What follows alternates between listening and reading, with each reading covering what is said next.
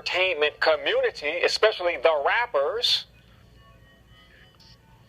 they smoke weed a lot. They endorse the smoking of weed a lot for purposes of creativity. What's up with that? I was cool with a well-known rapper. I won't say his name because I like the brother. He's a good brother. But he hit me with that. You know, weed make me creative. Motherfucker, creative? What have you created? Your albums get more degenerate as you make new ones. The new shit is more degenerate than the previous one. That ain't no goddamn creativity. You're bringing your people down. That's creativity? The weed make you creative? No, sapsucker. The weed eat up your goddamn brain.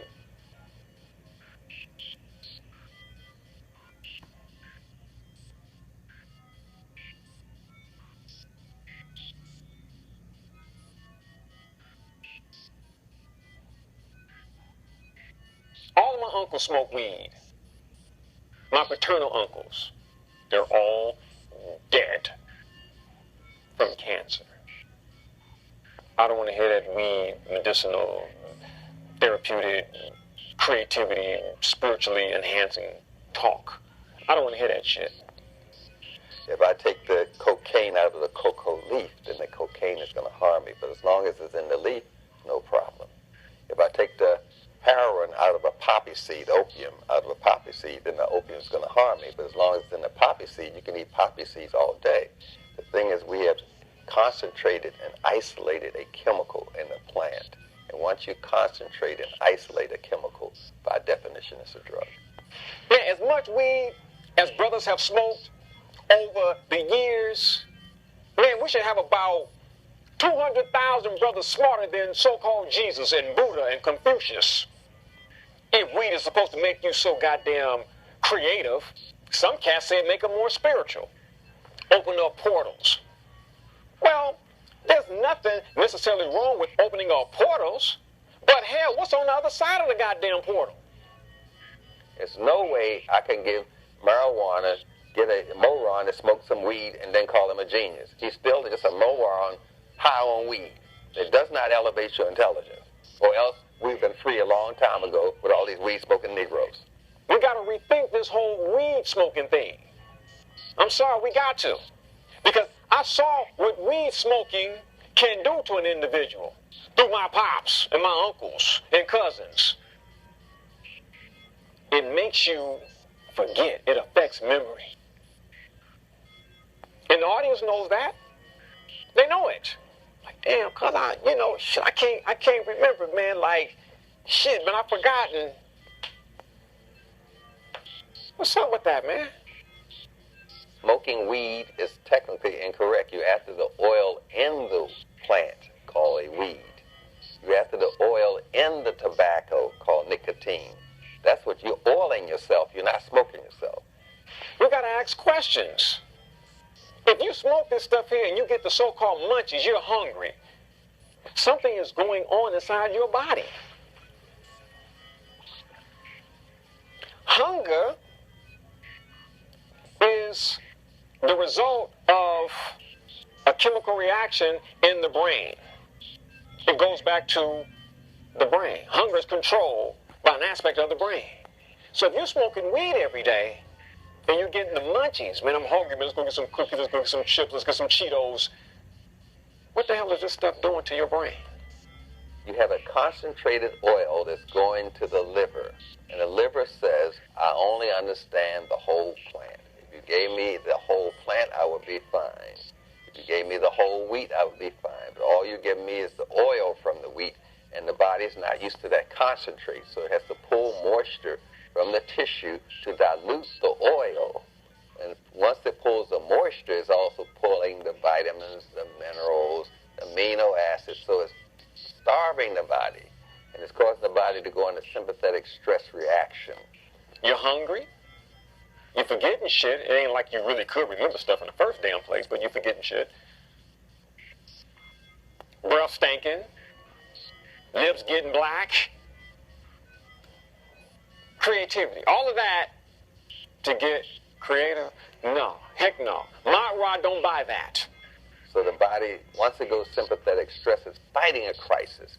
And when you're fighting a crisis, you don't need to eat food. If you're running from a fire in your house, you don't need to go to the bathroom because you're going to burn up your behind. So you shut down your excretory system, your reproductive system, and you shut down your long-term memory too. And I know we got a lot of people out there, our people, you know, we're Moors, we're Hebrews, we're Asiatics, we're Rastafarians, and I mean, I know the Rastas, they gonna see this and like, he crazy. What's wrong with him? He need to smoke some weed. Sorry, beloveds, sorry. You cannot go back in time and find the people smoking weed every single day. I just don't remember seeing Imhotep and Ramesses III and II and Hatshepsut smoking some weed. I just don't remember these things. I don't know where they get it from. I don't remember passing weed around at the Last Supper. Now, we do have the herbal opiates. And a lot of the opiates were used for divination purposes, such as oneiromancy, which is divination pertaining to dreams, for purposes of predicting the future. And that was something that was traditional with the shamans, witch doctors, those type of individuals. And they didn't smoke that stuff every day. They didn't smoke the herbal opiate every day. Now the Rastas smoking the stuff every day. Creativity, spirituality, they should be leading the world in creativity and spirituality. And they don't. No offense, I'm just keeping it real. But they don't. It's an excuse, beloved. You cannot give some weed to a baby. He's going to cough and say, I don't want it anymore. You can't give him some alcohol. That burns. I don't want it anymore. They have more sense than to take that stuff. They have a natural reaction. But once you have embalmed this person with preservatives in meat, chicken, fish, dairy, candy bars, sodas, you have embalmed them, which means you have retarded their ability to think. The people are walking around embalming themselves. You got people out there who would say, hey man, weed is medicinal. Weed is therapeutic, man. It prevents and or heal or cure disease. Well, how come people who smoke weed are dying from cancer and other fatal diseases? You have to understand the process of chemistry. When you isolate and concentrate one substance out of a plant, you've made a drug. Isolate the substance you call cocaine out of the cocoa leaf, you have a drug. You isolate the opium out of the poppy seed, you have a drug. You're isolating by heat. You put heat to a leaf, and that causes the moisture to leave, and you're concentrating a substance. And that substance is the oil in the leaf.